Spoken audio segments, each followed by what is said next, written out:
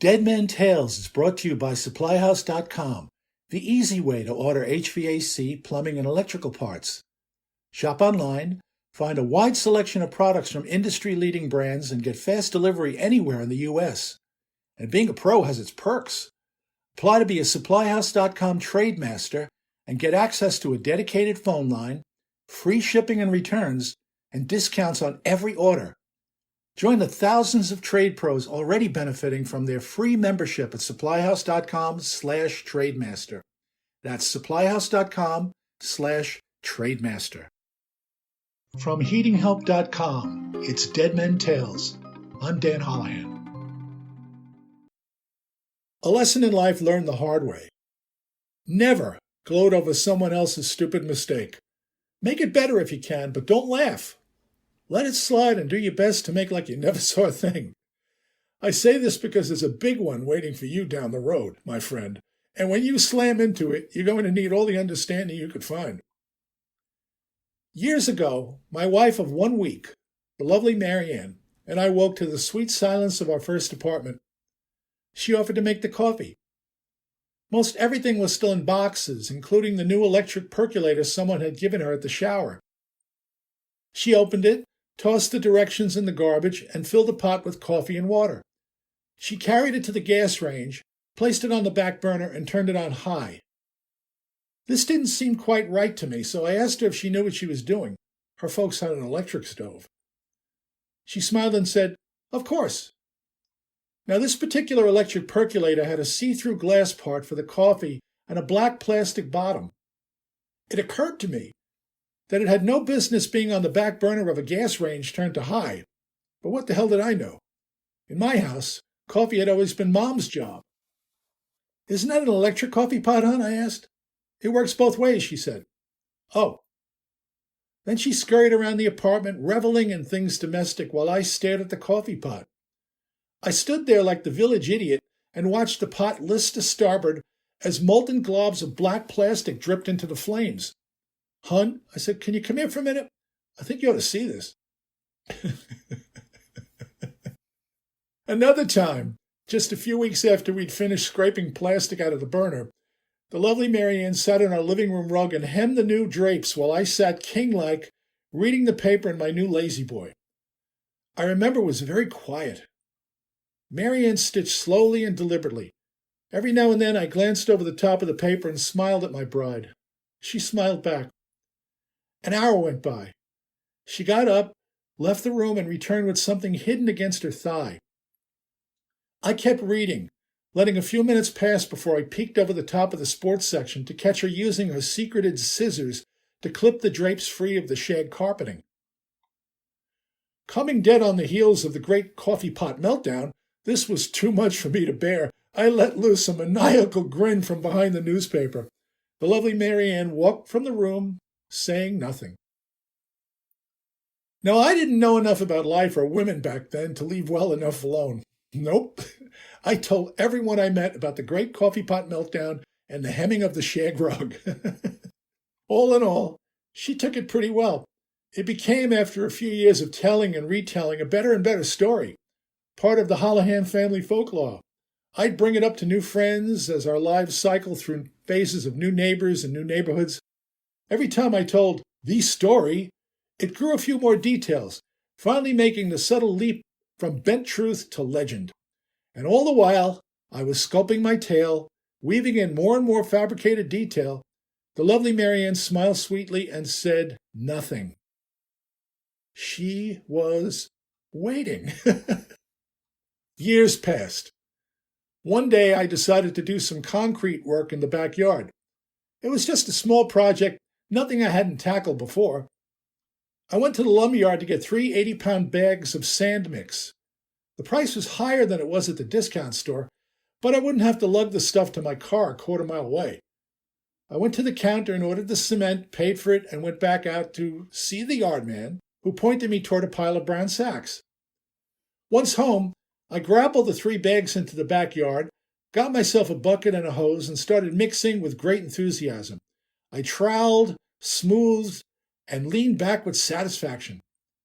I called the lovely Marianne and the kids out to see what I had done. She smiled, So did the kids. Then I had a beer. Night fell. My concrete wasn't hardening as it should, and the lovely Marianne was the first to notice. She mentioned it to me. I took a long look at the concrete, probed it with a cautious finger, and told her not to worry. It would be fine in the morning. You know, she said, it looks like sand to me. Don't be silly, I said. It always looks like that before it hardens. But it did look an awful lot like sand. Days passed. I kept sticking my finger in my concrete while the lovely Marianne smiled, a vicious gleam in her eye. She said nothing.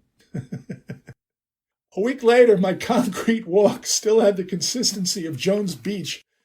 It turns out I had paid $15 for 240 pounds of sand, the same stuff you can get for free at any Long Island beach. I bought it, lugged it, mixed it, troweled it, smoothed it, stood back and looked at it, drank a few beers to it, and stuck my finger in it. For a week! And never once did I read the bag. The bag read, sand, in 6-inch high red letters. But you know what stays with me? The lovely Marianne never told anyone about the King of Concrete. She didn't even laugh at me. She just smiled with that private and very wicked gleam in her eyes. The gleam said, gotcha. But she never told anyone about the dopey kid who spent a week laying a sand walkway. She's wiser than I am. That's one of the reasons why I love the woman. I was thinking about this one day when I went out to look at a problem job with Al Levy, ace troubleshooter. The basement looked vaguely familiar, but then I've been in a couple of basements. We went over the problems as we found them, and Alan and I made a list of what was wrong with the installation. What do you think of the way the piping comes back from those steam traps, Dan? Oh, that's not right, I said. It should be this way. I made a sketch. He looked at it, nodded in agreement. And how about these lines here? Shouldn't there be steam traps on them too? Of course there should be, I said, sketching again. There are a lot of mistakes here, Alan, but don't worry, we can fix it. By the way, who installed this system?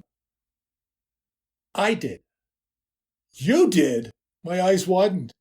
But I was thinking about coffee pots, living room drapes, and sand walkways, so I didn't laugh. I just smiled a little and said, don't worry, we could fix it. Oh, I'm sure we can, Dan, Alan answered. But you know what the best part is? What? When I install this stuff, all this wrong stuff that's put in the wrong way, he waved his arms toward the botched job, all this stuff we could fix now? Guess who told me how to do it? I remembered. Alan smiled just a little as the job came back to me like an unpaid bill. A much younger Alan and Dan visited this job years earlier. I remember now. We stood in the same boiler room, scratching our heads and looking at each other while the customer waited upstairs for answers. Steam job, eh? Well, let's see. Yeah, steam job. We were just a couple of dopey kids in a boiler room back then. We'd combined our years of experience like so much loose change and did the best we could to buy ourselves out of a room full of problems. Some of what we'd done was even right. Well, enough of it was right to keep the heat limping upstairs all these years. It's just that it wasn't quite right. But now an older and more experienced Alan and Dan got to go back and look at what those dopey kids had done years before. We were getting a second chance. This time, hopefully, we were a little better armed. Neither one of us laughed or pointed a finger at the other as we went over the mistakes that morning, but I noticed Alan had that all too familiar gleam in his eye. I probably did too. Gotcha. You learn a lot from people in this industry, but mostly you learn from the dopey kid who used to wear your clothes and sleep in your bed. You bring him with you on every job you work on. There's no getting away from him. He follows you all your working life. The next time you look at someone else's work and find it not quite up to your current high standards, take a moment to look backward and inward. Remember that dopey kid who helped train you. And then without laughing, use what he taught you to make the next job better. Fix it without finding too many faults. Everybody needs a break now and then. Even the guy who was there before you. Besides, while you're using all your present brilliance to make things right, that horrible job might start looking uncomfortably familiar to you. Who knows? Some dopey kid who used to wear your clothes might have been there years ago. I hope you enjoyed that tale. And if you did, please share it. And if you haven't already, please subscribe to this podcast. I have many more Dead Men tales to share with you. And I really appreciate you taking the time to listen. Thanks.